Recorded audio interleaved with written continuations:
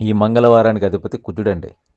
కుజుడు అనంగానే మనకు ఒక రకమైనటువంటి భయం ఉంటుంది. ఎందుకంటే ఈయన ఎరుపు రంగుకి ప్రతీక.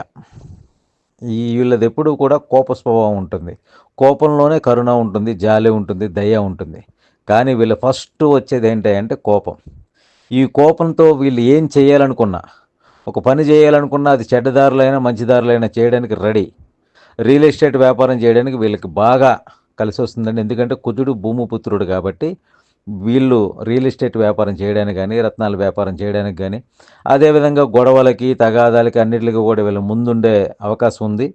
రాజకీయంలో కూడా వీళ్ళదంటూ ఒక ముద్ర వేయాలని చూస్తూ ఉంటారండి.